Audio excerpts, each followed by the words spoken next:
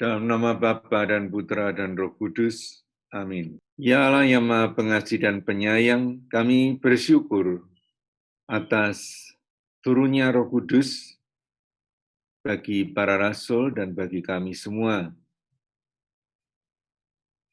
Semoga Roh-Mu juga mendampingi kami dalam rekoleksi ini, membuka hati kami untuk menerima apa yang ingin Kau sampaikan kepada kami.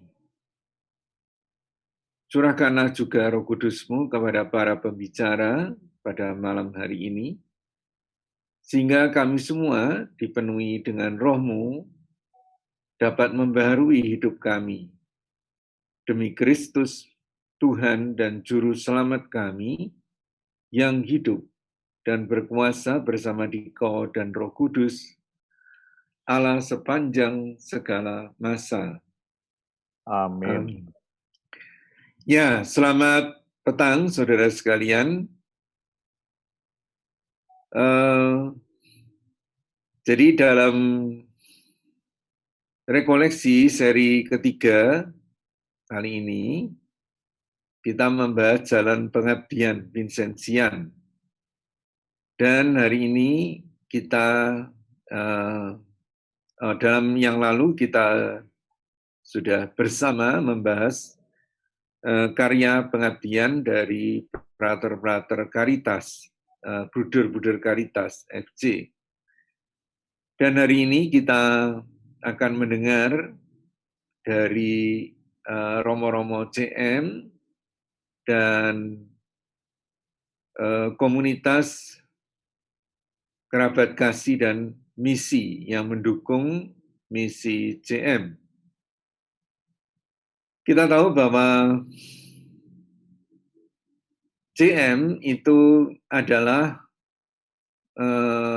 perwujudan langsung dari spiritualitas Vincentian, dalam arti Vincentius mewujudkan ya keyakinannya, visinya, spiritualitasnya ya di dalam mendirikan persaudaraan kasih AIC yang nanti kita juga akan mendengar, tapi nanti bersama Putri Kasih, ya. CM dan kemudian Putri Kasih. Nah, hari ini kita akan mendengar mengenai kongregasi misi itu dan KKM yang juga menjadi pendukung dari kongregasi misi, terutama dalam karya-karya misi. Mari kita ikuti pembicaraan kita pada petang hari ini. Terima kasih Romo Budi dengan tekun, dengan setia mendampingi kita semua Bapak Ibu, keluarga Vincentian, dan kita ikut berbangga menghirup atmosfer Santo Vincentius, salah satu santo besar dalam gereja Katolik Bapak Ibu. Bapak Ibu, kalau kita melihat flyer secara digital yang di-share, di-broadcast di banyak media, di WhatsApp group Bapak Ibu, itu judulnya sangat menantang, seperti sebuah judul film Bapak Ibu, yaitu Mission Impossible. Tapi IM-nya itu dicoret, jadi Mission Possible. Mission Possible kebetulan di situ ada satu aktor orang Perancis yang mirip aktor orang Perancis sedang menggendong umat yang di pelosok pedalaman, Bapak Ibu. Itu sebenarnya bukan aktor, tapi dia adalah misionaris Perancis yang tugas di Indonesia, Bapak Ibu. 25 tahun yang lalu dia merintis misi di Papua New Guinea. Karena itu dia ditayangkan di dalam flyer, dalam brosur digital itu Bapak Ibu. Jadi tema kita pada malam hari ini adalah Mission Possible. Mission Possible. Karena itu kita akan menampilkan romo-romo baik yang muda maupun yang senior. Dan saya senang dengan romo-romo muda Bapak Ibu, ada Romo Paulus Jauhari Atmoko CM, itu beliau berkarya sebagai direktur Gubuk Lasaris di Kediri, kemudian Romo Ignatius Novan CM, Ketua YKBS Surabaya, Kemudian nanti ada sharing juga dari Romo Gro, pelaku misi di Papua New Guinea 25 tahun yang lalu. Dan kemudian ada sharing kecil, berbagi dari umat awam, umat biasa yang ikut peduli akan karya kasih dan misi, yaitu yang tergabung di dalam KKM, Kerabat Kasih Misi. Kemudian ada tanya jawab, dan oke, kita nikmati Bapak Ibu. Yang pertama, kita akan dengarkan presentasi yang sangat menarik tentang CM, Kongregasi Misionis, akan dibawakan oleh Romo Jauhari. Silakan, Romo. Terima kasih, Pak Tio. Ya. Selamat malam semua. Selamat malam. Ya. Ya. Baik, saya Romo Jauhari. Seperti yang sudah diperkenalkan oleh Pak Priyo, saat ini saya berkarya sebagai Direktur Gubuk Nasaris di Kediri. Saya diminta untuk bersama dengan Romo Novan mewakili para Romo CM untuk sharingkan apa itu CM secara singkat tentu saja, karena memiliki sejarah yang cukup panjang juga dalam gereja. Dan lalu nanti saya dan Romo Novan akan sharing pengalaman karya yang kami tangani, lalu disambung juga seperti katakan Pak Rio tadi, sharing dari Romo Gro yang sudah atau pernah berkarya di Papua New Guinea, yang pada tahun ini misi di Papua New Guinea merayakan 25 tahun. Baik, saya izin untuk share screen ya. Iya, silakan Romo. Kita nikmati.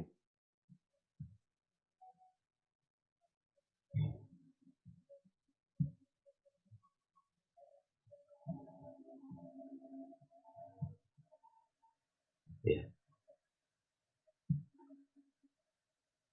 Para Romo, Bapak Ibu, saudara-saudari yang terkasih, para suster, para rasul awam yang berbahagia, ketika merayakan Hari Raya Pentakosta ini, perkenankan kami sekaligus juga merayakan keberadaan CM sebagai sebuah rahmat dan berkat yang besar bagi gereja dan dunia. CM adalah kongregasi imam dan bruder yang bekerja untuk orang miskin, pembinaan calon imam, pembinaan rasul awam, dan pendampingan anak muda. Menurut Santo Vincentius sendiri, CM berdiri pada 25 Januari 1617 semenjak peristiwa Folleville. Jadi sekitar kurang lebih 403 atau 402 sekian tahun yang lalu. Oh ya, sebelumnya saya mengatakan juga, jadi presentasi ini kami persiapkan, saya dan Romo Novan mempersiapkan secara bersama-sama.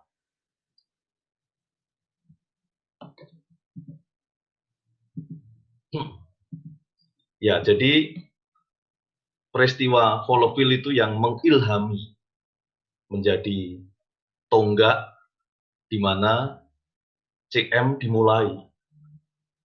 Peristiwa Folleville seperti banyak di antara kita sudah ketahui adalah sebuah pengalaman Santo Vincentius, perjumpaan dengan seorang petani di Folleville yang dikenal sebagai orang saleh, lalu dia mengaku dosa dan ternyata dalam pengakuan dosa itu Vincentius merasa bahwa orang ini dipandang sebagai orang saleh tapi kok dosanya cukup banyak. Lalu Vincentius berpikir dan berefleksi, bagaimana dengan orang yang tidak saleh atau dipandang tidak sebagai bukan orang saleh. Nah, inilah yang menginspirasi, mengilhami lahirnya kongregasi misi. Meskipun ada juga peristiwa di Satyong Ledong, itu juga mengilhami lahirnya kongregasi misi. Kongregasi misi yang digagas oleh Santo Vincentius memiliki 5 keutamaan yang disebut sebagai 5 keutamaan Vincenzian. Saya yakin banyak di antara kita yang mengatakan sebagai para Vincenzian sudah sangat hafal dengan 5 keutamaan ini,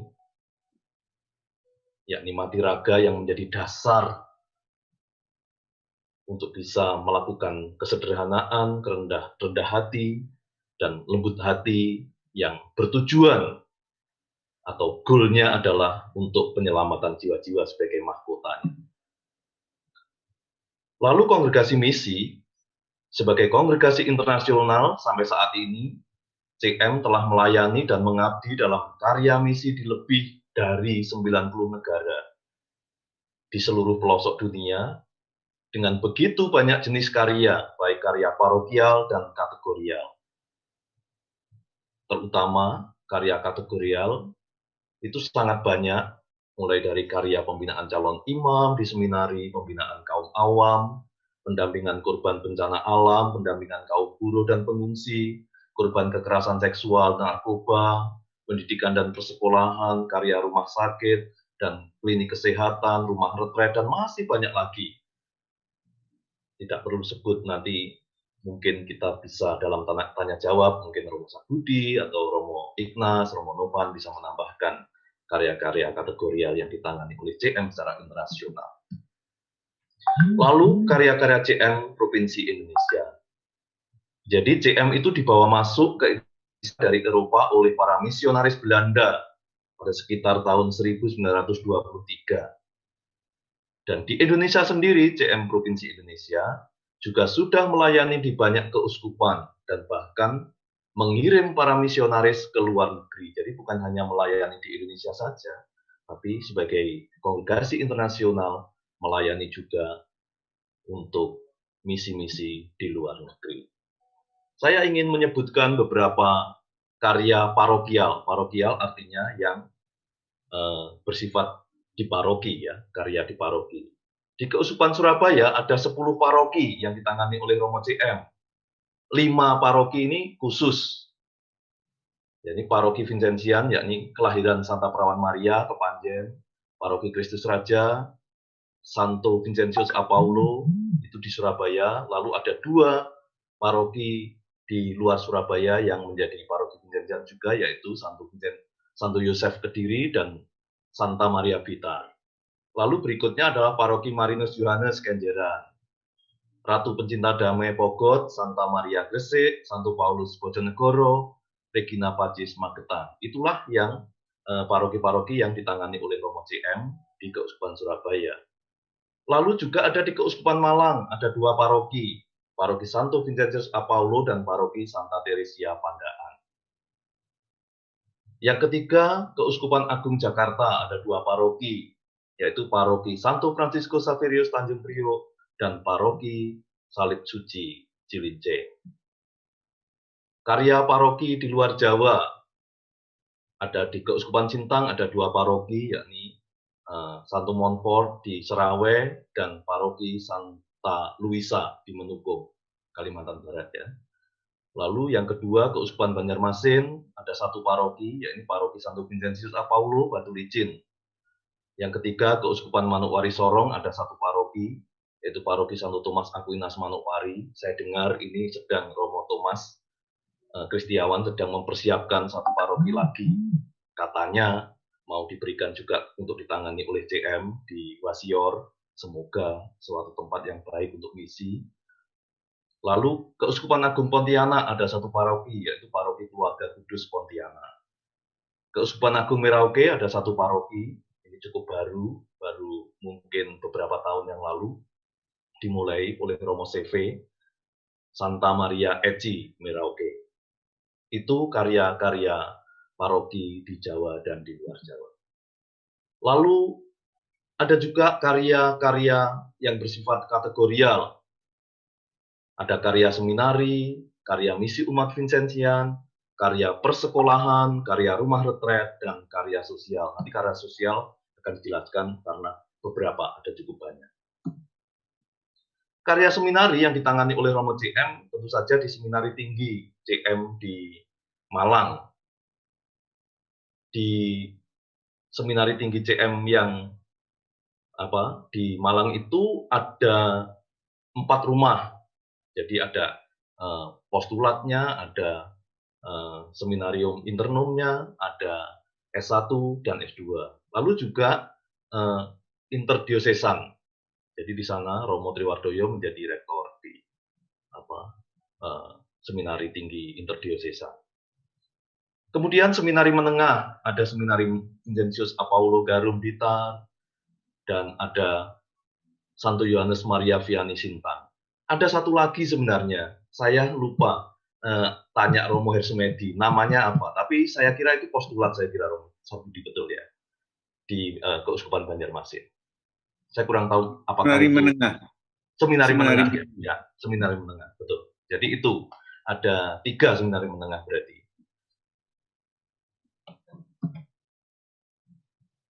Lalu karya misi umat Vincentian. Karya ini sangat penting karena ini yang dikatakan oleh Santo Vincentius sendiri untuk terus dilanjutkan oleh CM. Nah, Provinsi Indonesia memiliki karya misi umat ini, sekretariatnya ada di Kediri, sekarang direkturnya Romo Freddy, melayani pembinaan umat di pedesaan dan paroki-paroki atau stasi-stasi yang terpencil, khususnya di Keuskupan Surabaya, tapi juga paroki kota yang membutuhkan pembinaan. Dulu pernah di Widodaren, saya kira pernah di Kenjeran, pernah di Pogo, dan seterusnya. Tetapi tetap sebenarnya memprioritaskan di tempat-tempat yang sulit dan terpencil. Pernah juga melayani di berbagai keuskupan di Indonesia yang lain di luar Jawa. Pernah di Banjarmasin, pernah di Keuskupan Agung Jakarta, dan seterusnya. Jadi karya misi umat ini sungguh penting dan luar biasa. Lalu karya pendidikan dan persekolahan. Untuk karya pendidikan calon imam itu kita berkarya di Sekolah Tinggi Filsafat Teologi Widya Sasana Malang. Banyak dosen di sana, termasuk Romo Sabudi. Lalu ada STKIP Widya Yuwana Madiun, ada Romo Alex di sana. IP Malang, ada Romo Julius, Romo Hatmoko mengajar di sana. Lalu Yayasan Lasari, sebentar ya. Di IP Romo Greg Kukuh. Oh, Greg Kukuh juga, mohon maaf ya. Lupa saya menyebutkan, ya. Greg Kukuh, Romo Julius, dan Romo Hatmoko berarti. Lalu Yayasan Lasari Surabaya. Ada SMA Sinlui 1, SMA Sinlui 2, SMK Sinlui, SDK Alusius yang ada di Surabaya. Lalu kita juga punya TK dan SD Santo Vincentius di Batu Licin. Dan lalu juga SMPK Bukit Raya di Serawai. Ini ceritanya agak khusus sebenarnya yang di Serawai ini. Tapi itu milik Keuskupan Sintang, tetapi Yayasan Lasaris atau CM dipercayakan untuk mengurus selama, nggak tahu saya berapa tahun begitu.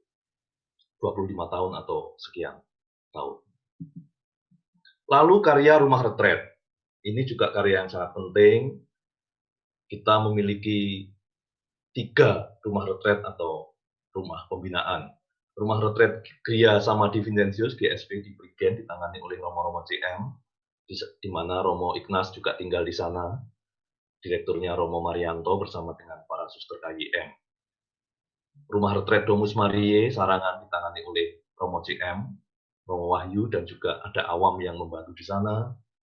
Rumah retret, tapi sebenarnya kalau menurut saya bukan rumah retret yang di Nangapinoh itu di Kalbar itu, lebih pada rumah pembinaan karena memang ada balai latihan dan macam-macam ditangani oleh Romo-Romo CM juga. Nah, ini karya sosial. Yang pertama tentu saja karya yang sangat besar, Yayasan Kasih Bangsa Surabaya YKBS, nanti akan secara lebih lengkap akan di-sharingkan oleh Romo Novan. Lalu Pastoral Pertanian Gubuk Lasaris. Setelah presentasi ini mungkin saya bisa sharing, mungkin singkat, supaya yang lain juga kebagian waktunya. Pendampingan kaum muda dan mahasiswa di Keuskupan Manokwari Sorong. Dulu pada tahun 2009 saya memulai pada saat itu diminta oleh Uskup Manokwari Sorong. Dan dilanjutkan sampai sekarang mudah-mudahan terus, karena memang memiliki dampak yang cukup baik untuk pembinaan kaum muda dan mahasiswa. MAVI, Misionaris Awam Vincentia, kalau nggak salah masih di bawah Romo CM, Romo Pawan kalau nggak salah. Dan terbaru, ini yang perlu saya sebutkan juga, yakni karya JPIC, Justice, Peace, and Integrity of Creation, Vincentian. Ini sebuah karya yang masuk dalam komisi tersendiri yang saat ini dikomandoi oleh Romo Ignas. Mungkin nanti kalau ada waktu bisa juga Romo Ignas sharing juga mengenai hal ini. Lalu karya misi luar negeri. Yang pertama tentu saja harus disebutkan PNG, Papua New Guinea ini sangat khusus dan sangat penting. Dimulai oleh Romo Jadgrow, CM, sekitar 25 tahun yang lalu, yang pada kesempatan ini nanti juga akan men-sharingkan pengalamannya ketika bermisi di PNG. Dan saat ini ada 4 orang misionaris CM Indonesia di sana. Romo Yoyon, Romo Wiwit, tadi ada videonya sebelum dimulai diputarkan.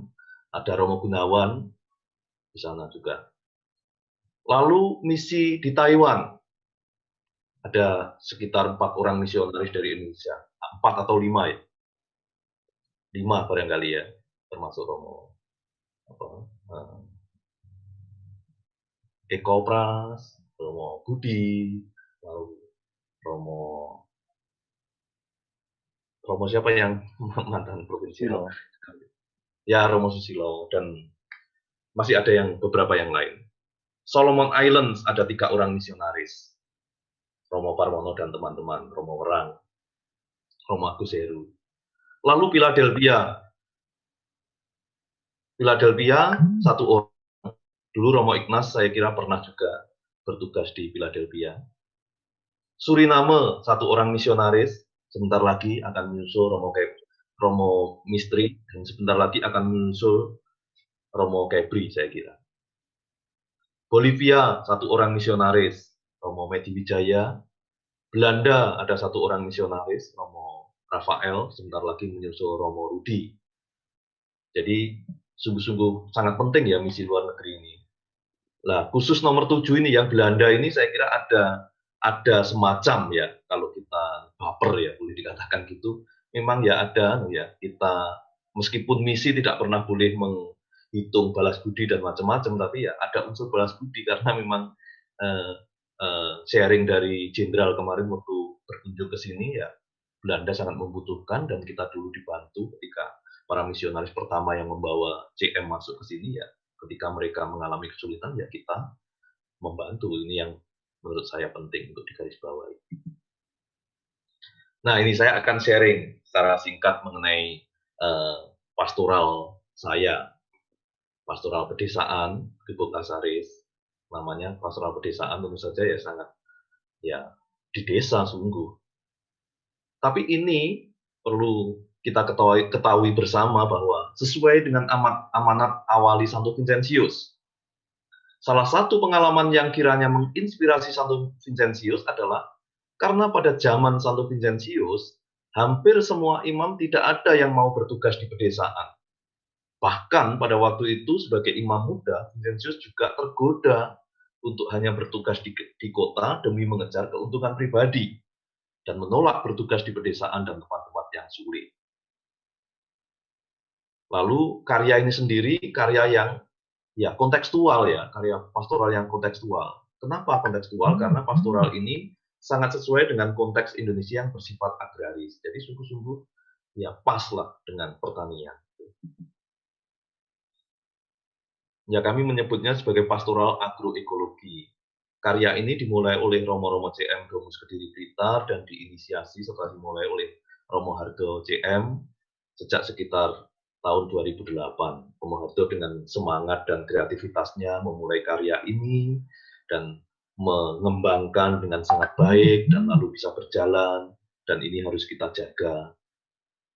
Diresmikan oleh Provinsial CM Indonesia pada waktu itu Romo Suparmono CM pada tanggal 27 Agustus 2010.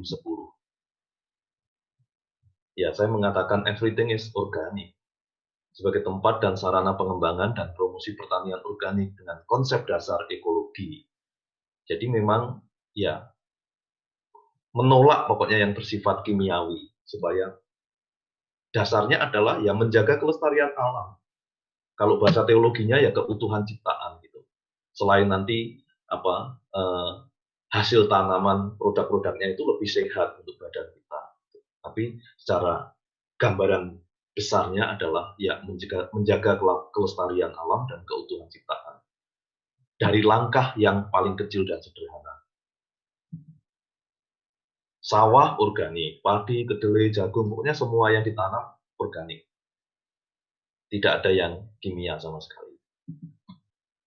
Kebun sayur, kebun buah, semua ditanam secara organik juga. Ya, sayurnya itu ya kangkung, sawi, daun kelor, kenikir, pokoknya bayam, macam-macam yang dan semuanya sehat karena tanpa bahan kimia. Nah, ini karya ini juga sebuah karya yang bersahabat dengan alam dan juga tentu saja harus akrab dengan para petani desa, dekat dengan mereka. Dan itulah yang juga diminta oleh Vincentius karena mereka lah orang-orang miskin juga yang harus kita dampingi, kita layani. Sapi menghasilkan susu, kambing menghasilkan daging. Kita menanam hijauan, rumput gajah untuk mensuplai makanan sapi dan kambing. Tapi kambing lebih banyak pada ramban ya. Ramban itu daun-daun pohon yang dipotong lalu dikasihkan kepada kambing itu. Susu kita olah sendiri dengan segala kreativitas, keterbatasan, pokoknya ya kita maju, kita mencoba, ya. Dan katanya banyak orang sih cukup enak. Kalau saya merasakan sih enak juga, maka yang lain juga perlu mencoba enak atau tidak. Jadi produk-produk siap dipasarkan, dijamin sehat, badan sehat, lingkungan tetap bersih, lestari, itu tujuannya. Ada beras merah, beras putih, beras sosok, ada jagung, kedelai. Wah, saat ini panen kedelai saya. Kalau yang pengen buat tempe sendiri atau buat susu kedelai dan macam-macam bisa datang ke Gubuk Lasari, saya kasih kedelai. Susu tentu saja menjadi produk utama karena menjadi tulang punggungnya. Backbone-nya Gubuk saat ini memang susu karena kan tiap hari menghasilkan. Itu sharing saya untuk Gubuk Lasaris. Tapi memang ada pesanan saya harus mengatakan singkat saja mengenai promosi panggilan karena kebetulan saya diberi tugas untuk menjadi koordinator tim promotor panggilan sehingga ya saya perlu men-sharingkan mungkin beberapa menit. Jadi CM sudah melakukan promosi panggilan dari programnya itu kita melakukannya pertama-tama ke seminari-seminari menengah. Mengapa seminari menengah?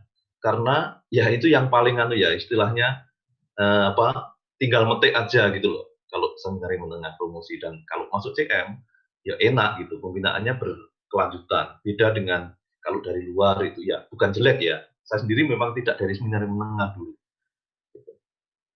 Promosi panggilan ke paroki-paroki ini cukup ditanggapi dengan baik, tapi memang harus diakui selama 1 tahun ini atau lebih 1 tahun lebih ini selama pandemi memang ya kita sudah sangat berkurang ya.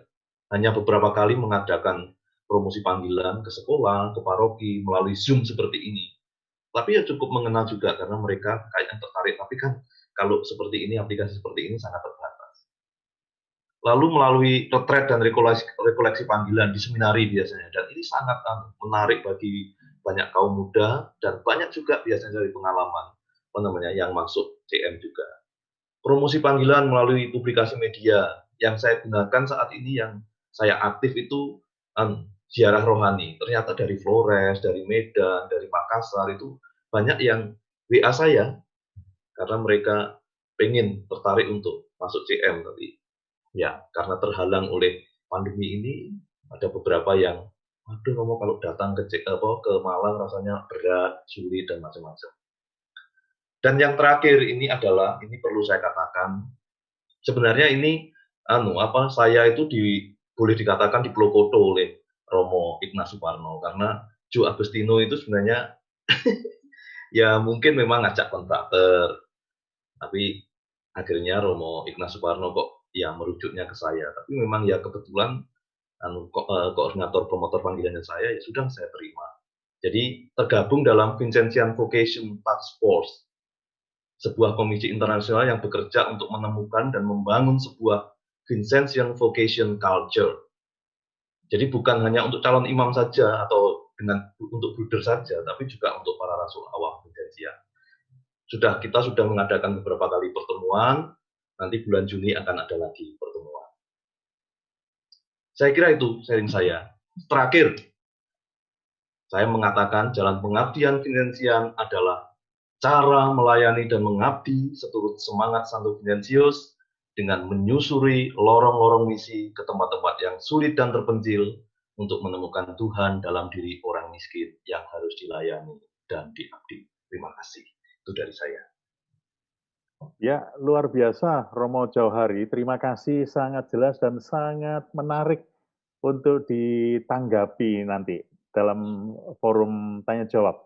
Jadi Bapak Ibu, stay tune, tetap bersama dengan kita Bapak Ibu dalam Zoom meeting, rekoleksi atau Zoom meeting tentang Mission Possible oleh Romo-Romo CM. Ini adalah sosok Romo muda Bapak Ibu yang luar biasa. Kita menjadi semakin paham bahwa ternyata karya yang kelihatannya, kalau Anda orang kota, maaf Bapak Ibu, Anda hanya melihat, karyanya cuma di Kepanjen, di Kenjeran, di Krisraja begitu, di Surabaya. Tapi ternyata karyanya luar biasa, meliputi semua aspek kehidupan Romo-Romo misionaris CM ini masuk Bapak Ibu. Nah, ini akan dirangkai dengan satu sharing Bapak Ibu, lanjutan dari Romo Novan. Beliau ini adalah Ketua YKBS, Yayasan Kasih Bangsa Bapak Ibu. Itu apa lagi? Jadi di antara semua kerangka besar pelayanan CM, Bapak Ibu, itu ada salah satu titik yang menunjukkan sesuai dengan teks panggilan Romo-Romo CM dari Lukas 4:18, Bapak Ibu, aku diutus untuk mewartakan kabar gembira Injil kepada orang miskin. Ini salah satu implementasinya. Oke. Romo Novan, silakan, ini waktu Anda 25 menit ke depan. Silakan, Romo. Terima kasih, Pak Priyo. Ya. Selamat malam, Romo dan Bapak Ibu semuanya. Ya, saya akan melanjutkan sharing. Tadi Romo Jauhari sudah sharing dengan pertanian organiknya dan juga karya dari promosi panggilan. Maka saya akan sharing di mana saya juga diutus.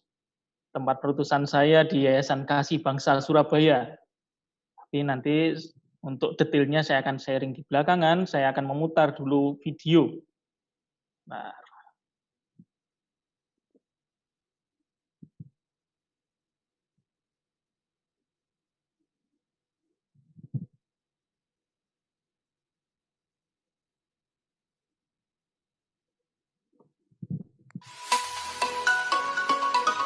Kelihatan ya, Bapak Ibu? Yes. Terdengar ya? Ya. Bagus. Halo semuanya, kita akan mencoba berkenalan dengan Yayasan Kasih Bangsa Surabaya atau yang biasa dikenal dengan YKBS.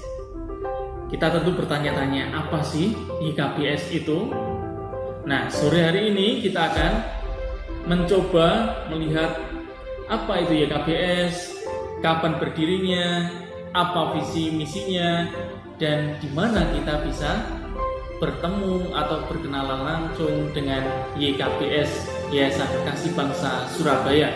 Nah, yang pertama, Yayasan Kasih Bangsa Surabaya merupakan lembaga sosial kategorial yang didirikan oleh Kongregasi Misi Provinsi Indonesia. Nah, melalui para romo yang bertugas di bidang sosial inilah Kongregasi Misi terlibat di dalam kegiatan-kegiatan sosial. Yang dua, kapan YKBS itu berdiri? YKBS berdiri itu sejak tahun 2010. Nah, kalau dihitung sejak tahun 2010, maka tahun ini YKBS berusia 11 tahun. Nah, keberadaan YKBS sendiri ditetapkan oleh Keputusan Menteri Hukum dan Hak Asasi Manusia Republik Indonesia. Tepatnya tanggal 5 Februari 2010. Lalu apa sih visi dan misi dari Yayasan Kasih Bangsa atau YKBS itu sendiri. Impian dari YKBS atau visinya adalah masyarakat yang humanis, sejahtera, berkeadilan, dan solider yang berlandaskan dengan semangat cinta kasih. Atau dalam bahasa Inggris, charity, justice, solidarity, and the common good for humanity. Itu adalah impian dari Yayasan Kasih Bangsa Surabaya. Lalu impian itu kemudian kita mencoba untuk mencapainya dengan misi-misi. Adapun misinya adalah pertama, menyelenggarakan pendampingan dan pembinaan bagi kaum miskin, terutama anak-anak dari keluarga miskin dan anak-anak terlantar.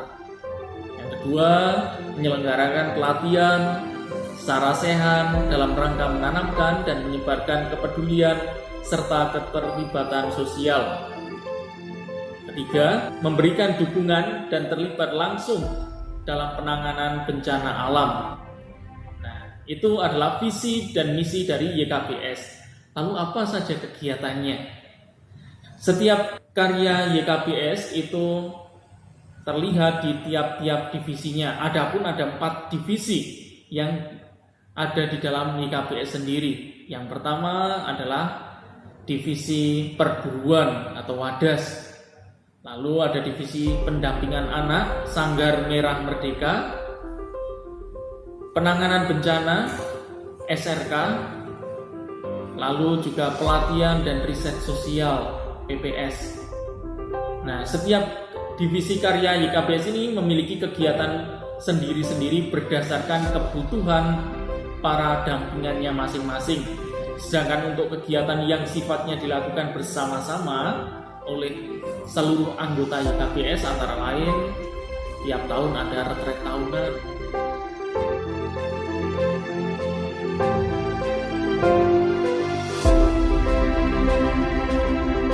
lalu rekreasi bersama seluruh anggota keluarga dari karyawan, peningkatan kapasitas bersama atau upgrading, misalnya pelatihan video editing, pelatihan public relation, pelatihan jurnalistik, dan lain sebagainya.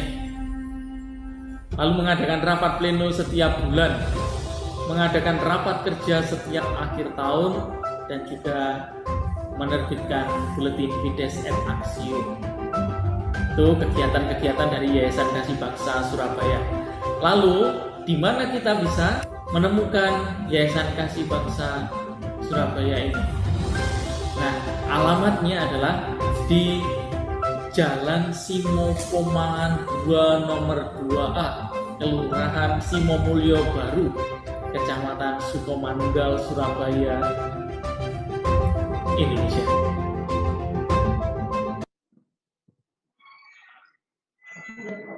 Ya, itu tadi sekilas tentang Yayasan Kasih Bangsa. Tadi saya mengatakan juga bahwa dalam Yayasan Kasih Bangsa itu ada 4 divisi. Nah, ini secara detail, jadi kegiatan-kegiatan dari tiap-tiap divisi, ini yang akan saya sharingkan.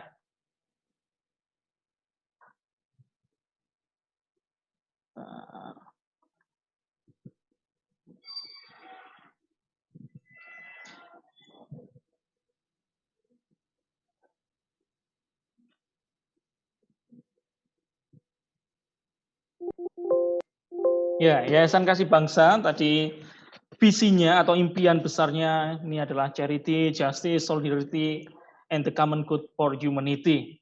Lalu itu dilakukan di tiap-tiap atau dicapai di tiap-tiap divisi. Nah, adapun divisi dari Yayasan Kasih Bangsa, yang pertama Sanggar Merah Merdeka, ini penanganan anak, lalu solidaritas relawan kemanusiaan, SRK di bidang bencana, ada wadah asas solidaritas, Wadas, perburuan, lalu juga pusat pengembangan sosial di pembinaan, pelatihan, dan riset sosial. Yang pertama, Sanggar Merah Merdeka. Nah, ini yang ingin dicapai dari Sanggar Merah Merdeka adalah memberikan kepada anak-anak yang kami dampingi itu pengalaman dicintai dan mencintai. Jadi anak-anak yang kami dampingi itu ketika merasakan pengalaman dicintai, itu pada akhirnya nanti juga bisa membagikan cinta itu kepada sesamanya, kepada orang-orang di sekitarnya. Seperti 1 Yohanes 4 ayat 19, di mana dikatakan di situ, kita mencintai karena Allah telah mencintai kita terlebih dahulu. Kita mengasihi karena Allah telah lebih dahulu mengasihi kita. Nah, sama seperti juga di anak-anak, ketika mereka mengalami pengalaman dicintai, mereka pada akhirnya juga akan belajar untuk membagikan cinta itu pada sesamanya. Nah, ini kegiatan kami. Kami ada 2 tempat untuk pendampingan anak. Ini anak-anak di Kampung Tales, Wonokromo, pas di belakang stasiun Wonokromo. Jadi hanya dibatasi oleh tembok. Nah, ini anak-anak di sana, kegiatan ya kondisinya seperti ini. Lalu ini di Lebak Arum Barat, nomor 21. Ini cukup baru, karena baru dimulai 2018 efektifnya, kegiatan yang di Lebak Arum Barat.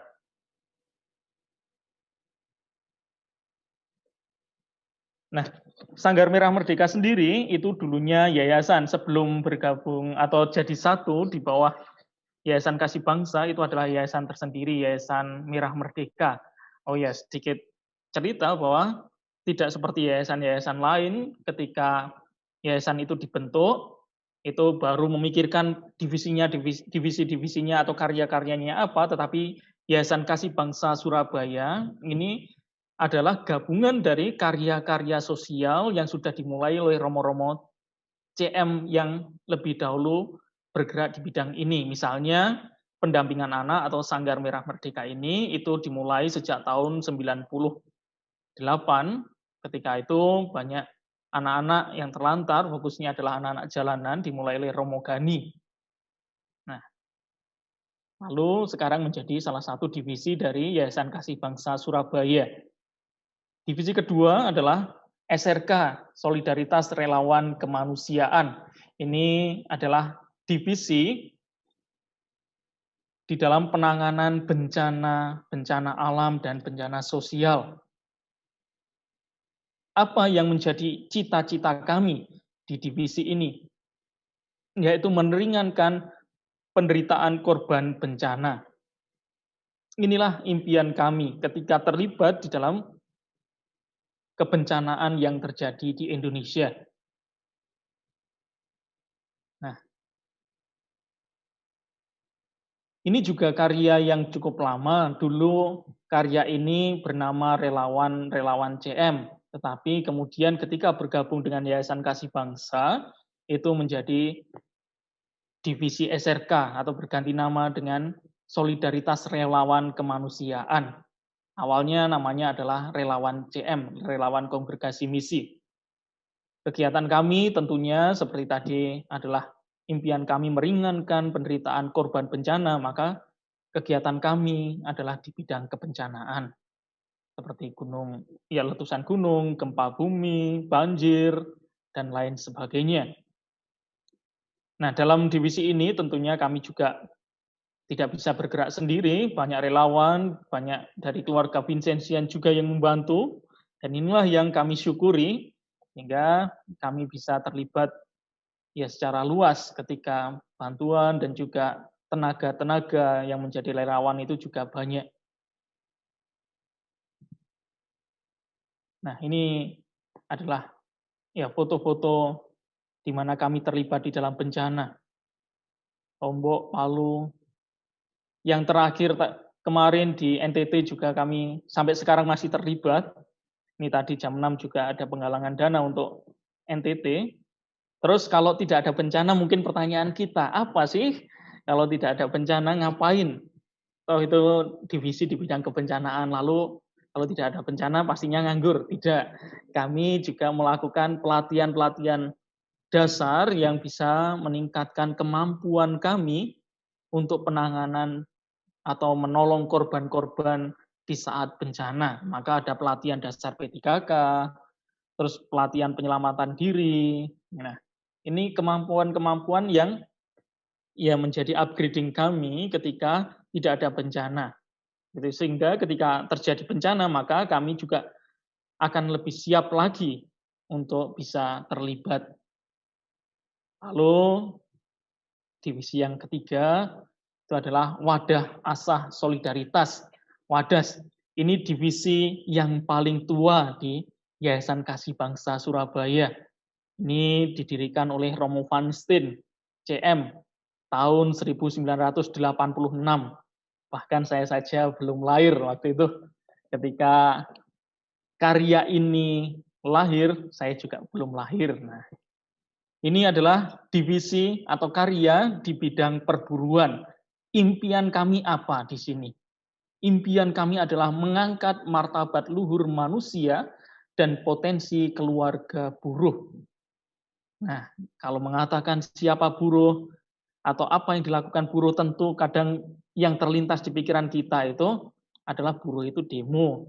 Buruh itu ya yang ada di pabrik. Tetapi kalau kita melihat lagi undang-undang di negara kita, di Indonesia ini, siapa yang disebut buruh itu adalah semua orang yang mendapat upah dari orang lain. Jadi kalau kita masih mendapatkan upah dari orang lain, itulah yang oleh undang-undang disebut buruh. Nah, dan seringkali yang terlintas di pikiran kita atau yang terbayang kalau buruh itu ya demo. Tidak, kami lebih pada pendampingan manusianya. Lebih pada pendampingan manusianya. Nah, tentunya yang kami layani adalah buruh-buruh pabrik dan juga buruh-buruh perkebunan. Kalau perkebunan kami terlibat di daerah Jember, Banyuwangi, dan sebagainya. Nah, seperti ini. Lalu yang paling muda ini adalah Pusat Pengembangan Sosial, di mana ini Romo Ignas, Romo Parno, yang juga hadir bersama kita saat ini, itu yang juga merintis dari divisi ini, Pusat Pengembangan Sosial. Divisi ini bergerak di bidang apa? Divisi ini bergerak di bidang pelatihan sosial dan juga riset sosial. Lebih-lebih sasaran kami adalah kaum muda. Maka impian kami di divisi ini adalah menyiapkan kaum muda yang solider, menyiapkan kaum muda yang sadar akan kondisi sosial di sekitarnya, memiliki kepekaan sosial. Jadi sasarannya jelas di sini adalah kaum muda. Nah, apa yang dilakukan? Yang rutin adalah ya diskusi, ada diskusi Jumatan. Kami ada diskusi tiap hari Jumat, itu ada diskusi bersama, ya apapun topiknya yang lagi hangat atau menambah atau ya materi-materi baru, itu kami didiskusikan di hari Jumat. Lalu juga sarasehan bersama, lalu pelatihan analisis sosial, terus juga pelatihan di beberapa kaum muda, misalnya karakter building, team building. Nah, pelatihan-pelatihan seperti itu yang kami lakukan. Memang saat ini di masa pandemi sangat berkurang pelatihan offline tatap muka yang kami lakukan. Tetapi kami mencoba beberapa kali ini melakukan pelatihan secara online. Ya memang masih gagap sana-sini, tetapi kami tetap berusaha supaya karya ini, divisi ini, kegiatan bagaimana mengajak semakin banyak kaum muda untuk terlibat di bidang sosial, memiliki kepekaan sosial ini tidak berhenti hanya karena pandemi. Seperti itu. Nah, lalu juga ini tadi seperti yang tadi ada di video adalah kegiatan bersama yang kami lakukan rutin tahunan, lalu juga kegiatan-kegiatan seperti ini.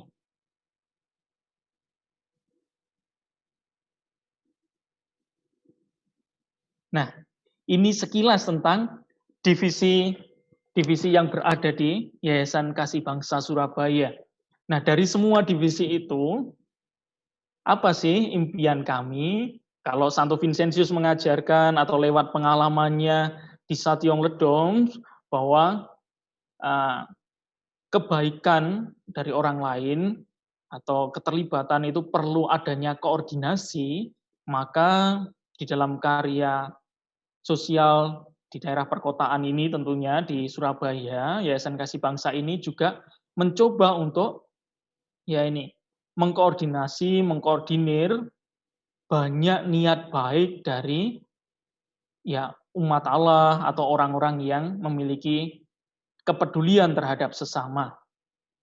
Seperti itu. Sehingga apa yang mereka impikan, niat baik mereka itu dapat tersalur dengan tepat sasaran. Terus juga kebaikan-kebaikan mereka ini akhirnya juga bisa dirasakan oleh semuanya. Tidak sia-sia seperti pengalaman Santo Vincentius ketika banyak orang membantu keluarga yang sakit itu, lalu bantuan itu yang berupa makanan akhirnya sia-sia karena tidak terkoordinir dengan baik. Lalu juga impian kami lewat karya ini adalah semakin banyak orang yang terlibat. Saya yakin di luar sana atau orang-orang di sekitar kita itu banyak sekali orang baik yang ingin juga terlibat di bidang sosial, maka semakin banyak tangan yang juga turut terlibat itu semakin banyak orang yang tertolong. Ya, ini sedikit sharing tentang karya di mana saya diutus saat ini, Yayasan Kasih Bangsa Surabaya dengan 4 divisinya, dengan karya-karyanya di daerah, lebih banyak di daerah perkotaan Surabaya. Seperti itu. Terima kasih. Ya, terima kasih Romo Novan. Sangat menarik kegiatan ini dengan slide atau video kecil yang tadi Romo Novan tampilkan kepada kita semua. Bapak, Ibu, Suster, dan Romo, menarik sekali bahwa orang-orang muda di dalam gereja, terlebih Romo Kongregasi Misi ini, mempunyai hati perhatian terhadap orang-orang yang seringkali oleh masyarakat umum itu dikucilkan, disingkirkan, dipinggirkan, tetapi mereka mendapatkan hati, mendapatkan perhatian, mendapatkan kasih sayang dari misionaris-misionaris Kongregasi Misi. Terakhir, Romo Novan mengatakan jelas mereka tidak bisa bekerja sendirian. Mereka kepingin melibatkan lebih banyak rekan, lebih banyak orang yang bisa mengambil bagian di dalam perhatian terhadap karya perutusan ini, Bapak Ibu. Dan biarkan teman-teman Romo CM ini yang sebagai koordinator, yang mengarahkan, yang berpikir, supaya semuanya lebih bisa terjangkau. Bapak Ibu, dari 2 misionaris muda, Bapak Ibu, sekarang kita boleh menengok 1 misionaris senior, Bapak Ibu. Judul dari pertemuan kita malam hari ini kan Mission Possible. Jadi dulunya memang kita itu sebagian besar dibaptis oleh para romo-romo misionaris dari Eropa, Bapak Ibu, dari Belanda, dari Italia, dari Perancis, dari Amerika, Bapak Ibu. Tetapi zaman berubah dan ternyata sekarang Indonesia malahan bisa memproduksi romo-romo misionaris yang dikirim ke luar negeri. Nah, di antara romo-romo senior, Bapak Ibu, itu kita mau tampilkan sharing kecil karena beliau adalah perintis misi di Papua New Guinea 25 tahun yang lalu. Oke, Romo Gro, saya boleh menyapa Romo Gro yang saat ini juga hadir. Boleh kita buka kamera dan voice-nya, suaranya. Ya, Romo Gro mempunyai kesempatan untuk sharing kecil pengalaman Romo di Papua New Guinea. Karya misi di Papua New Guinea timbul dari luar. Seperti Vincentius di Folleville, bukan dia yang punya ide, tetapi Madame de Gondi atau Nyonya de Gondi yang suruh dia buat sesuatu.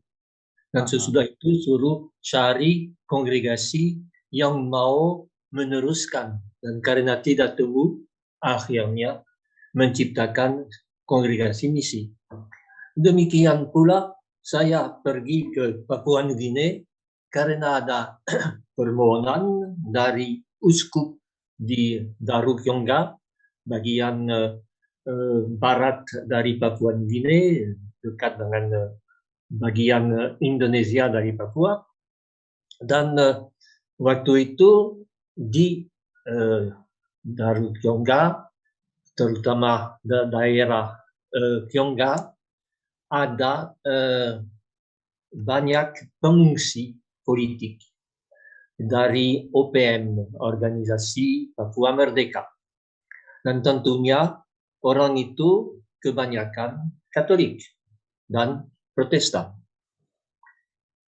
Perlu ingat bahwa waktu mereka menyeberang perbatasan dengan jumlah besar, yang menerima mereka ialah Keuskupan Daru Kyongga. Dan itu yang buat mereka tidak diusir dari PNJ seperti direncanakan dulu. Tetapi masalahnya mereka tidak menguasai bahasa Inggris atau bahasa Pidgin. Sehingga uskup dari Daru Kyongga, Monseigneur Deschamps, kirim suatu permohonan ke seluruh gereja Indonesia untuk tanya apakah tidak ada seorang yang berbahasa Indonesia yang mau datang untuk melayani orang-orang itu.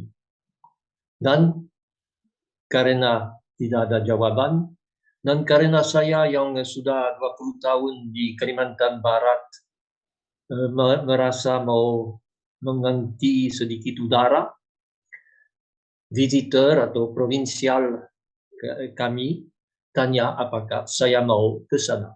Saya tidak tahu apapun tentang Papua Nugini, tidak tahu apapun tentang OPM. Itu hal yang bagus untuk mulai sesuatu tanpa prasangka. Maka dengan demikian saya sampai di sana pada Januari 2006. Khotbah pertama saya di camp pengungsi ialah Cintailah Musuhmu. Dan jelas reaksi dari umat pengungsi politik itu ialah kami tidak merasa bermusuh terhadap orang Indonesia, tetapi terhadap sistem yang membuat kami tidak dihargai. Dan yang saya langsung mengerti bahwa ya OPM itu mau berjuang tanpa kekerasan. Sehingga yang kita dengar sekarang dengan terorisme, saya kira bukan OPM. Tetapi tentunya lebih gampang melawan teroris daripada melawan orang yang punya pikiran. Karena justru pengungsi-pengungsi itu saya terkejut melihat bahwa mereka dari universitas, mereka dari guru-guru, mereka bukan orang yang tidak tahu apa-apa, tetapi justru yang punya kesadaran dan pendidikan. Dan yang lain ialah bahwa karena mereka sedang berjuang untuk diakui, gampang membawa Injil, yaitu membawa bahwa justru ke perjanjian lama, perjanjian baru selalu bicara tentang bangsa yang perlu dibebaskan dari diinjak atau dari ditolak. Tentunya ada bahaya yang disebut cargo cult, yaitu mengira bahwa secara aneh-aneh bisa menjadi orang yang merdeka dalam maksud mereka, dan kita tahu waktu mereka harus menyanyikan lagu kebangsaan Indonesia, mereka nyanyikan Indonesia tanah airmu. Oke, begitu. Dengan sampai di situ, saya tanpa disadari membuka jalan untuk misi untuk CM di PNJ. Dan seharusnya malam ini bukan saya yang bicara, tetapi Romo Edi atau Romo Supri yang jauh lebih memasukkan misi di PNJ. Saya hanya pinggiran dengan hanya mengurus yang fungsi politik, tetapi mereka langsung dengan umat. Dan ada sekarang satu buku yang diterbitkan untuk merayakan 25 tahun hadirnya CM di PNJ. Dan di situ referen dari buku itu ialah menyadari bahwa mau menjadi misionaris harus mulai dengan mengosongkan diri. Mulai dengan menyadari bahwa yang bangsa lain punya nilai-nilai yang luar biasa yang barangkali perlu kita temukan.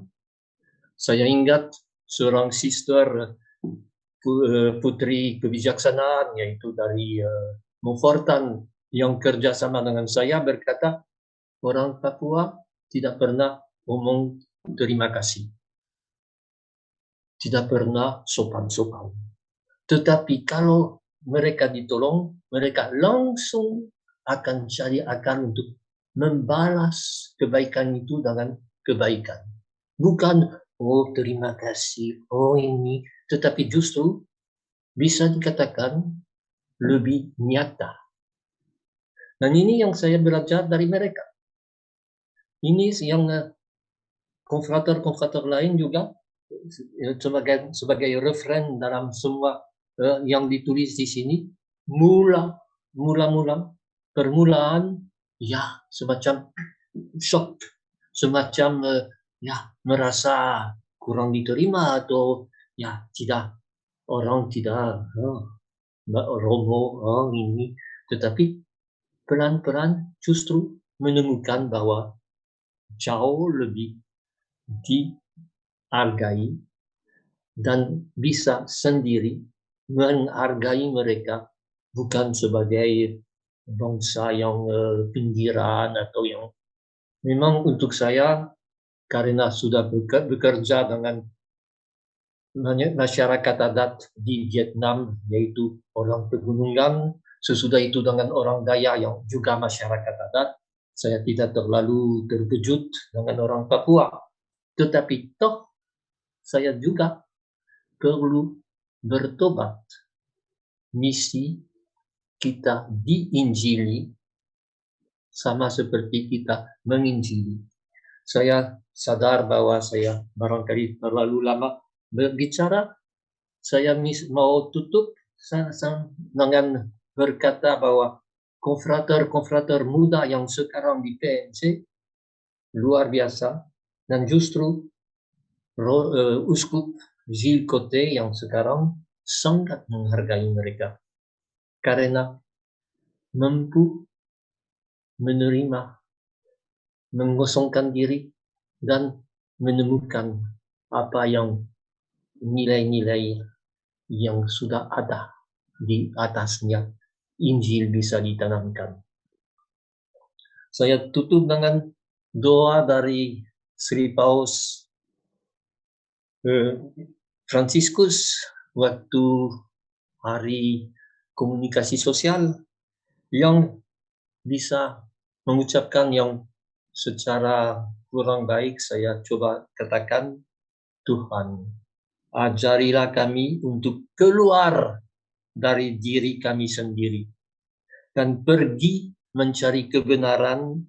Ajarilah kami untuk pergi dan melihat, untuk tidak menumbuhkan prasangka, untuk tidak menarik kesimpulan terburu-buru. Ajarilah kami untuk pergi ke tempat di mana tidak seorang pun ingin pergi. Ini kasus saya. ada permintaan, tidak ada yang mau. Terpaksa saya pergi untuk mengambil waktu agar memahami, untuk memperhatikan hal-hal penting, untuk tidak terganggu oleh hal-hal yang tidak berguna. Ya memang semua menjelaskan dalam buku ini begitu sulit jalan, begitu sulit untuk turun, begitu kurangnya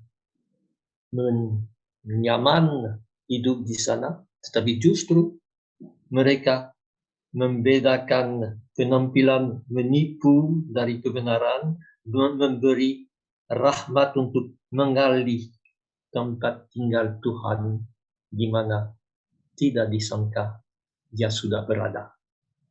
Inilah misi impossible menjadi misi possible. Luar biasa, Romo Gro, terima kasih. Bapak Ibu, Suster dan Romo Gro merupakan salah satu misionaris yang gigih, yang luar biasa. Seperti doa terakhir yang Romo sendiri ucapkan mengutip dari Paus, bahwa Tuhan, bawalah kami berani keluar dari diri sendiri.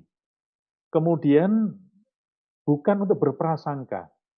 Teman-teman, zaman kita sekarang ini di mana medsos itu sangat gampang diakses, WhatsApp khususnya atau aplikasi yang lain sangat gampang.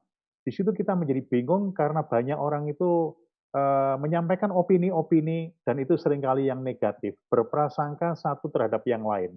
Sehingga kebenaran itu menjadi rancu, yang mana yang benar. Nah, teman-teman, Bapak Ibu, dan para Suster Romo, syukur bahwa kita masih mempunyai Roh Kudus yang mencerai kita, dan saya yakin bahwa para Romo, para Suster, dan Bapak Ibu semuanya itu mempunyai kewajiban mewartakan warta kenabian, siapapun Anda. Baik, dari misionaris Romo lokal, Romo Indonesia sendiri yang muda-muda, dan Romo Gro dari Prancis, misionaris perintis Papua New Guinea yang luar biasa, kita sudah mendengarkan banyak sekali sharing Bapak Ibu dan Suster dan Romo. Oh ya, satu hal, buku tadi Romo Gro kalau masih bersama dengan saya, buku tadi itu Tangan-Tangan Berkat di Papua New Guinea, ditulis oleh Romo CM, Romo ya? Iya. Oke, jadi Bapak Ibu, Kak Suster dan Romo, kalau Anda berminat mendapatkan buku itu, nanti bisa menghubungi koordinator Kevin, Romo Ignas, atau sekretarisnya yaitu Suster Marcelina dan Suster Ines sebagai bendahara. Nanti nomor kontaknya bisa, Bapak Ibu. Buku ini sangat menginspirasi kita semua, Bapak Ibu. Tangan-Tangan Berkat di New Guinea, Bapak Ibu. Oke, Bapak Ibu, sekali lagi saya sendiri, itu saya yakin juga banyak Bapak Ibu, itu akhirnya menjadi semakin paham. Ternyata kelihatannya bahwa Romo-Romo itu nggak punya kerjaan, kelihatannya nggak punya kerjaan, minta maaf, di kota khususnya, Bapak Ibu. Tapi sebenarnya anggapan itu salah, Bapak Ibu. Luar biasa karya dari Romo-Romo, pelayanan Romo-Romo ini luar biasa. Begitu luasnya, Bapak Ibu, begitu luasnya. Kalau ini merupakan sebuah perusahaan bisnis, Bapak Ibu, kalau ini kita bicara soal bisnis, jaringan yang sangat luas, ada di mana-mana, itu berarti menghasilkan profit yang luar biasa, Bapak Ibu. Itu menghasilkan profit yang luar biasa. Tapi ternyata kongregasi misi yang didirikan Santo Vincentius ini bukan sebuah perusahaan bisnis, Bapak Ibu, tetapi merupakan satu perusahaan pelayanan perutusan. Dan lagi kalau memegang pada tag pelayanannya dalam Lukas 4:18, Bapak Ibu, ia mengutus aku untuk mewartakan kabar Injil, kabar gembira kepada orang miskin. Ini nggak bisa ditawar-tawar, Bapak Ibu. Nah, masalahnya Bapak Ibu, mereka itu kan perlu rekan. Romo Novan, Romo Johari tadi juga menekankan perlunya rekan, perlunya umat awam beriman itu ikut mengambil bagian di dalam karya kenabian ini, karya perutusan ini. Bapak Ibu, ada salah satu, saya mengatakan salah satu karena tadi itu Romo Novan juga menampilkan ada banyak umat itu yang mengambil bagian. Bukan hanya di Keuskupan Surabaya, bukan hanya di Keuskupan Malang atau Jakarta, Bapak Ibu, di seluruh dunia itu umat beriman bersama-sama dengan para romo dan suster itu mengambil bagian di dalam karya misi ini, Bapak Ibu. Jadi karya misi sebenarnya bukan karya monopoli kaum berjubah, tapi juga awam, umat beriman, Bapak Ibu, umat beriman. Nah, salah satu di antaranya, Bapak Ibu, lahirlah KKM. KKM dari segi nama, singkatannya Bapak Ibu adalah Kerabat Kasih Misi. Kerabat Kasih Misi. Jadi, ini umat beriman, awam, yang kepingin ikut menjadi kerabat, ingin ikut menjadi keluarga, ingin ikut menjadi sahabat para misionaris. Sadar bahwa awam, Bapak Ibu, umat beriman awam, itu mempunyai panggilan tersendiri. Mereka kebanyakan hidup di dalam keluarga mereka. Suami mempunyai istri, mempunyai anak-anak, istri mempunyai suami, anak-anak mempunyai orang tua, mempunyai kewajiban bekerja, dan sebagainya. Bagaimana mereka itu bisa mengambil bagian di dalam karya tugas perutusan dan misi, Bapak Ibu? Ternyata bisa, Bapak Ibu. Ternyata bisa. Oke, saya mewakili menjelaskan sedikit tentang KKM. Bisa ditampilkan slide-nya ya, Bu Jul ya. Jadi berikut ini sesi tentang KKM, sebentar saja Bapak Ibu, mungkin hanya 3 atau 5 menit.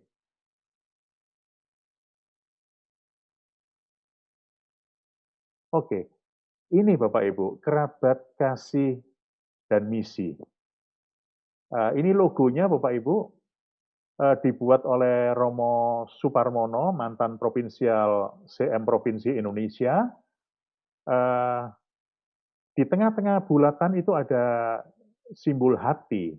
Hati yang mahkota duri, itu adalah hati Yesus sendiri, dan dari situ keluarlah. Nah, kata keluar tadi itu dikutip oleh Romo Gro dari doa Paus, keluarlah dari dirimu sendiri, kemudian jangkau orang-orang yang seringkali terlupakan, yang terpinggirkan. Jadi keluarlah. Nah, kerabat kasih dan misi itu mempunyai tag kasih itu kreatif tanpa batas, Bapak Ibu. Kreatif dan tanpa batas. Tentu Bapak Ibu, orang bisa agak nakal menafsirkan kata ini, Bapak Ibu, kasih itu kreatif dan tanpa batas, tapi tentu yang dimaksudkan adalah dalam koridor positif penginjilan tugas perutusan, Bapak Ibu. Next. Slide kedua ini, Bapak Ibu.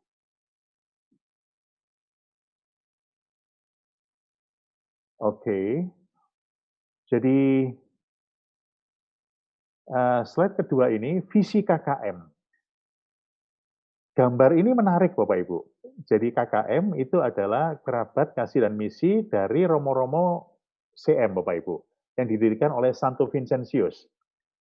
Dalam gambar ini, Bapak Ibu, Vincentius membawa roti, dan kemudian didampingi oleh kanan kirinya ada suster, ada bruder atau awam, Bapak Ibu, membagikan roti kepada orang-orang yang memerlukan, orang-orang yang lapar. Ini teringat ketika mujizat Yesus menggandakan 5 roti dan 2 ikan, Bapak Ibu. Ketika itu dibagikan, ketika keluar, Bapak Ibu, maka tidak ada yang berkekurangan tetapi berkelebihan. 12 bakul dikatakan oleh Injil, lebihnya. Padahal yang makan adalah 5.000 orang. Nah, visi KKM itu adalah mengikuti dorongan Roh Kudus untuk menumbuhkan hidup rohani sendiri dan sesama seturut teladan dan ajaran Kristus pewarta Injil kepada orang miskin, sebagaimana dihayati Santo Vincentius. Sekali lagi, Lukas 4:18, dengan mendukung karya misi kongregasi misi. Dengan mendukung karya misi kongregasi misi. Bapak Ibu, Anda bayangkan, kongregasi misi Provinsi Indonesia saja, dengan banyaknya aspek-aspek pelayanan yang tadi kita dengarkan bersama, Bapak Ibu. Sekali lagi saya mengatakan, wow, luar biasa. Didukung hanya para misionaris yang jumlahnya katakanlah sekitar 100 orang, pasti kalau mereka bekerja sendirian, Bapak Ibu, ngos-ngosan, orang Jawa bilang ngos-ngosan. terengah-engah Bapak Ibu. Karena itu kalau Bapak Ibu semua dalam keluarga Vincenzian bukan hanya sampai di sini, tapi keluar dari diri sendiri, kemudian boleh mengajak teman yang lain sebagai rekan di dalam pelayanan itu sangat luar biasa Bapak Ibu. Next, ada slide terakhir. Oke, jadi Bapak Ibu, Sekretariat KKM, Kerabat Kasih Misi, itu ada di alamatnya Provinsialat CM Bapak Ibu. Jadi surat menyurat itu ada di Jalan Kepanjen 9 Surabaya. Kemudian emailnya Bapak Ibu, kkm.kerabatkasihmisi@gmail.com. Nah, Bapak Ibu, sekali lagi, CM itu adalah tugas perutusan, mewartakan kabar gembira kepada orang miskin. Kita, KKM, itu hanya berpartisipasi, mencari rekan yang lain, ikut berdoa bersama dengan para misionaris, dan puji Tuhan, kalau kebetulan kita ini memang diberkati, Bapak Ibu. Kebanyakan dari kita hidup di kota, Bapak Ibu. Kebanyakan kita hidup di kota. Di kota itu kebanyakan dari kita itu cukup, bahkan berkelimpahan, berlebihan, Bapak Ibu. Kita lihat bahwa karya pelayanan Romo-Romo CM di daerah itu sungguh-sungguh memerlukan support dari kita, Bapak Ibu. Contoh, Bapak Ibu, saya tidak menampilkan slide atau gambar yang lain, tetapi nanti ada satu video kecil yang sangat bagus, Bapak Ibu.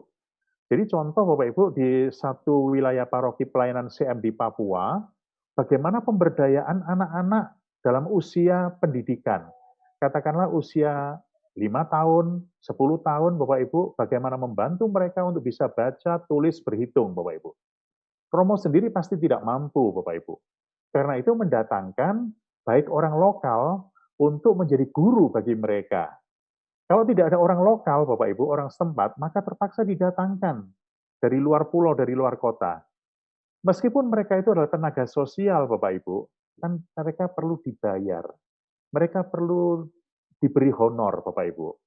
Nah, katakanlah kalau satu guru itu, Bapak Ibu, dengan katakanlah honor sekitar 2.500.000, Bapak Ibu, satu orang, maka 2.500.000 kali setahun kali 12 sudah 30 juta Bapak Ibu.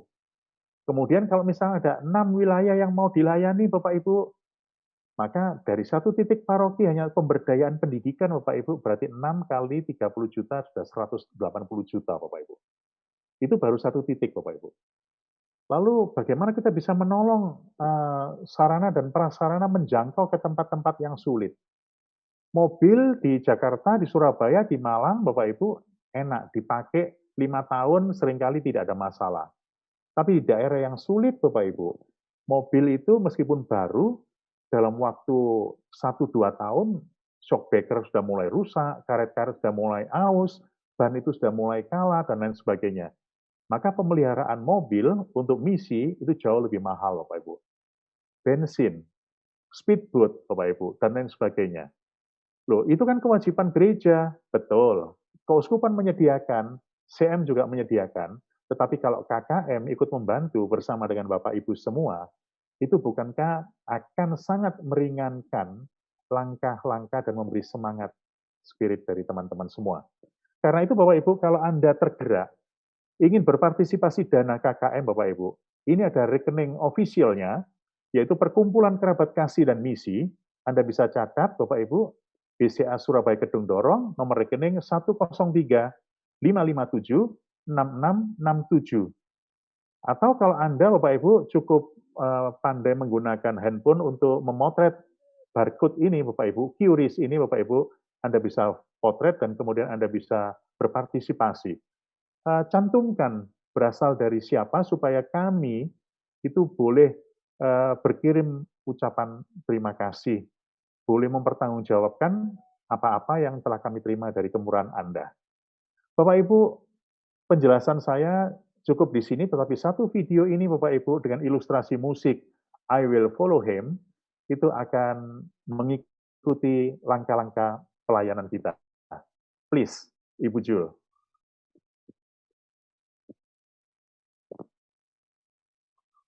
Jadi ini ada satu video kecil Bapak Ibu, yang sedang dipersiapkan oleh teman-teman dari belakang layar. Oke, kerabat kasih misi.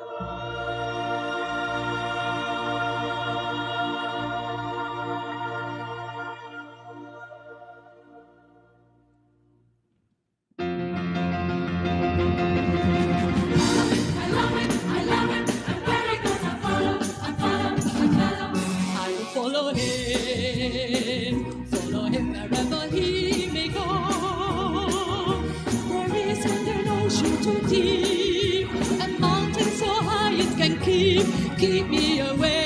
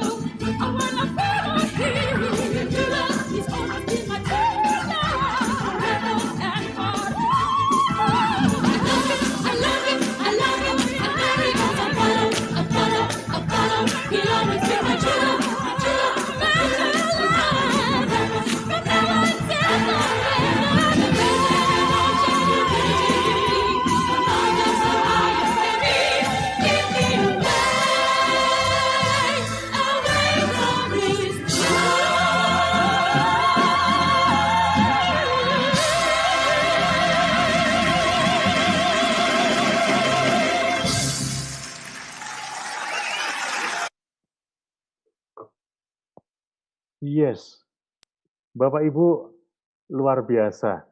Senang saya malam hari ini Bapak Ibu boleh bersama-sama dengan Anda menikmati Bapak Ibu Mission Possible Bapak Ibu. I will follow him. Gerakan Roh Kudus, gerakan Pentakosta Bapak Ibu, itu bukan hanya 2000 tahun yang lalu Bapak Ibu, itu terjadi sekarang juga.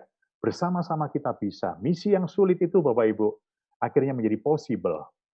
Dari impossible menjadi possible karena karya Allah dipimpin oleh Roh Kudus bersama-sama dengan para imam, para biasa Birawati, tapi juga bersama dengan seluruh umat beriman, Anda semua. Bapak Ibu, sesi resminya, formalnya sudah sampai di sini, tetapi masih ada beberapa waktu, Bapak Ibu, kalau Anda kepingin menanggapi, kepingin tanya kepada khususnya para pembicara tadi, ada Romo Jauhari, ada Romo Novan, ada Romo Gro, dan juga, ada saya Priyo Utomo. Silakan bisa chat atau mungkin raise hand, dan host akan memperhatikan Anda, Bapak Ibu. Silakan, Bapak Ibu.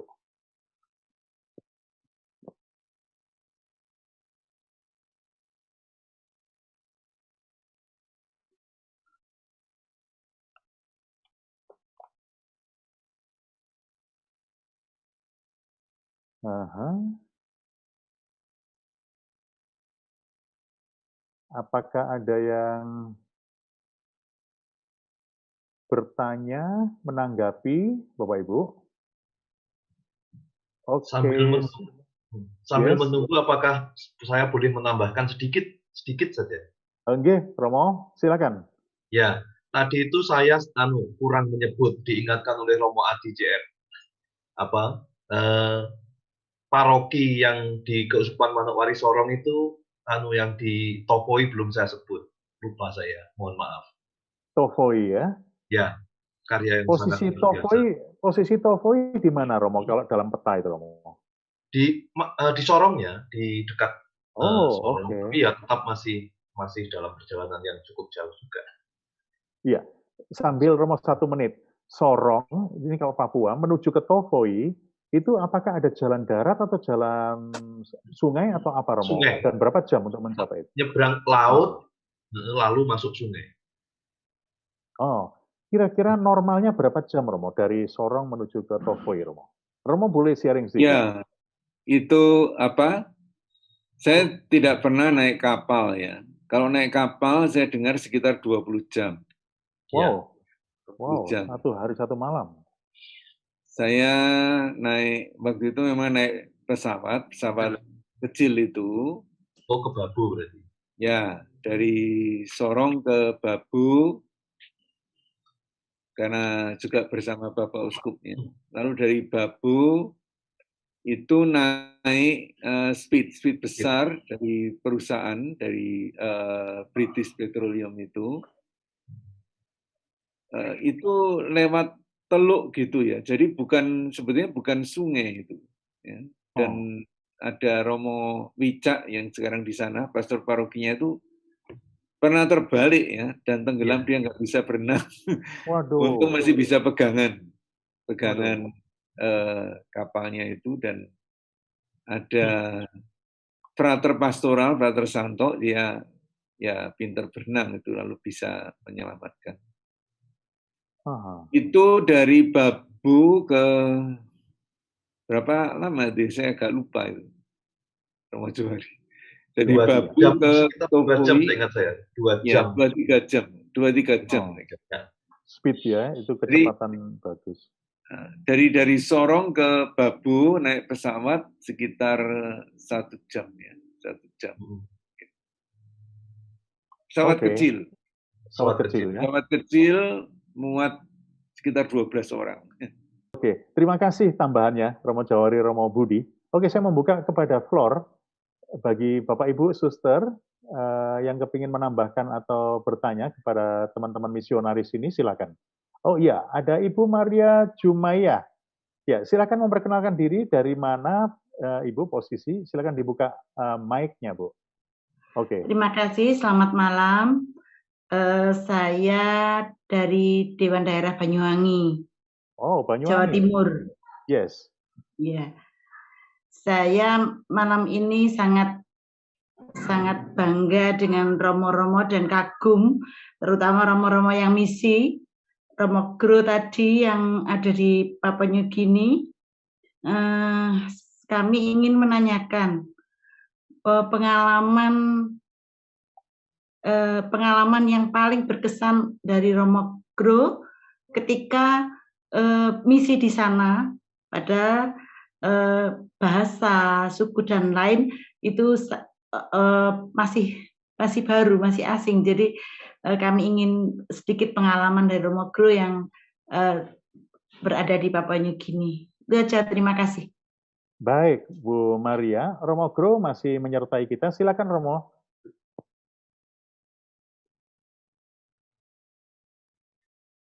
Ya, oke. Pengalaman saya di Papua New Guinea, kunjungi camp-camp yang tidak resmi, karena ada camp resmi Yobara yang dipegang oleh UNHCR dan ada di perpanjang perbatasan camp-camp yang seharusnya tidak ada. Dan tentunya untuk kunjunginya tidak ada lain daripada melalui air atau jalan kaki. Dan pengalaman dengan jalan kaki membuat saya justru melihat begitu orang Papua dekat dengan alam. Saya pernah 7 hari jalan tempat temu seorang manusia, hanya dengan kawan yang seorang Papua. Dan yang tahu itu kami memang melewati rawa, melewati itu, dan selalu kawan saya berkata, oh lihat ini ada kasuari yang lewat. Saya tidak lihat, dengar, oh ini karena burung itu nyanyi begitu, berarti nanti begini begitu. Lihat bahwa mereka sangat akrab dengan alam. Dan itu yang dalam yang disebut tadi tentang ekologi, tentang bio. Jangan lupa bahwa pertanian pertama di dunia jadi di Papua New Guinea atau di Papua. Sebelum yang disebut selalu dalam Alkitab yang daerah Ur dan seterusnya. Papua sudah petani waktu itu, dan petani yang justru menghargai lingkungan. Dan sayangnya kalau justru hal itu dirusakkan, seperti untuk orang Dayak yang kalau masih ada hutan di Kalimantan itu karena ada orang Dayak. Sejak ada kebun karet dan sawit, habislah hutan. Maka inilah juga suatu dimensi dari misi, menemukan bahwa kita bisa belajar banyak dari mereka. 7 hari 7 malam di perjalanan. Tentunya makan yang ada di alam, Romo. Ya, kami jalan dan setiap waktu di daerah itu ada pohon-pohon yang kulitnya gampang untuk diambil dan untuk buat atap, maka setiap jam 6 sore buat pendok, tidur di situ, merayakan misa, tidur di situ, mancing untuk makan, dan ya, saya orang barat yang jauh dari alam, belajar menjadi orang yang orang hutan. Begitu masih bisa dengar cerita. Anda bayangkan. Asli. Misi CM kemana saja, Romo? Papua New Guinea bukan wilayah Indonesia. Misionaris di Belanda, di kota apa, Romo? Oke, Romo Johari tadi Romo membawakan tentang karya CM, termasuk juga karya CM di luar negeri sebagai misionaris. Romo bisa menambahkan lagi, Romo? Berkait dengan pertanyaan itu?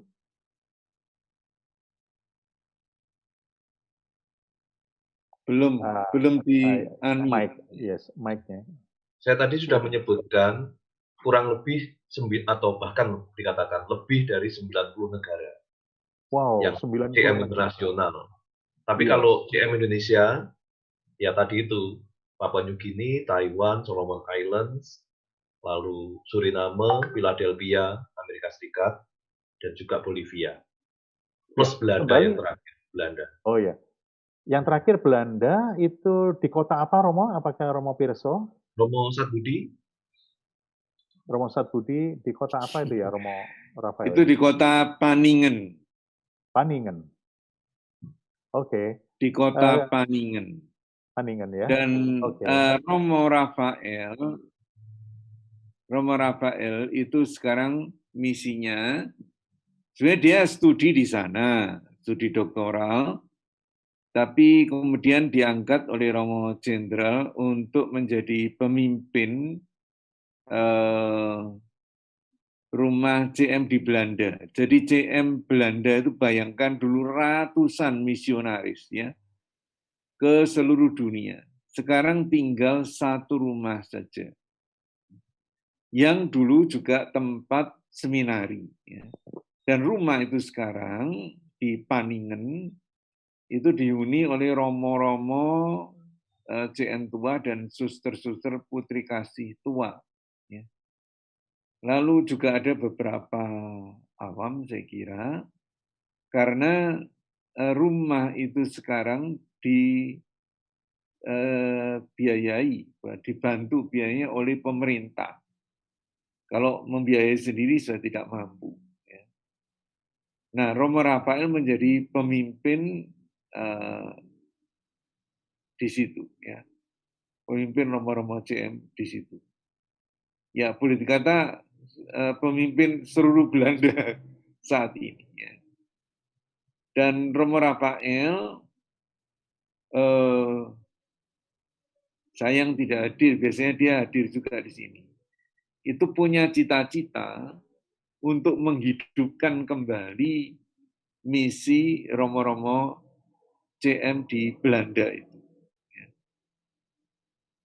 Jadi dia tidak hanya mau menunggu ya sampai romo-romo CM itu habis, ya, karena mereka sudah tua-tua semua, tapi mau menghidupkan misi itu tentu harus menyesuaikan dengan keadaan negeri Belanda yang saat ini sangat sekular. Ya. Karena itu Romo Rafael nanti akan dibantu yang pertama nanti Romo Rudi, mudah-mudahan juga ada misionaris lain. Itu sebagai tambahan. Sebetulnya agak mengenaskan ya, tapi ya itulah yang terjadi. Belanda dulu mengirim ratusan misionaris ke seluruh dunia, Brasil, Indonesia, Ethiopia, kemana-mana. Ya. Dia sekarang tinggal satu rumah itu. Iya, kiranya Romo Rafael misionaris asal Indonesia, asal Malang Bapak Ibu. Romo Rafael asal Malang di mana seminari CM itu berada, itu adalah dia putra atau pemuda dari salah satu keluarga di paroki CM di Malang, yang sekarang ini dia sedang studi dan sekaligus sebagai kepala rumah di Paningen di Belanda. Mempunyai visi yang luar biasa untuk membangkitkan kembali. Kita bantu di dalam doa Bapak Ibu. Ya, Romo Ignas menitipkan, jadi ada sedikit pergantian pengurus, Suster Virgi diganti Suster Marcelina sebagai sekretaris Kevin. Dan saya ingin menghimbau juga supaya saudara-saudara juga mengajak yang lain, lebih-lebih SSW yang banyak sebetulnya orangnya, ya, untuk kembali mengikuti acara-acara ini, karena kita perlu kenal satu sama lain. 2 minggu mendatang kita akan berkenalan ya, dengan lebih dalam dengan suster-suster PMJ. PMJ ini menjadi partner juga dari Bruder-Bruder Caritas di Wonosobo. Kalau Bruder Caritas itu untuk tunarungu pria, PMJ ini untuk tunarungu perempuan. Ya. Tapi ada karya-karya lain dari PMJ ini yang ya tentu berbeda ya. Kalau Bruder Caritas itu untuk orang-orang yang lemah mental dan sebagainya, suster-suster PMJ mempunyai karya-karya lain. Jadi 2 minggu mendatang tolong diagendakan, dicatat untuk mengikuti rekoleksi ini supaya kita dapat lebih mengenal keluarga kita, keluarga Vincentian. Lanjut dengan berkat penutup Romo Gro. Ya, Tuhan dengar kalau kita dengar. Semoga kita sekalian diberkati oleh Allah yang Maha Baik, Bapa dan Putera dan Roh Kudus. Amin. Amin. Sekali lagi terima kasih, kiranya rahmat Roh Kudus selalu beserta dengan kita, bersama dengan keluarga kita. Selamat malam, terima kasih, dan Tuhan memberkati.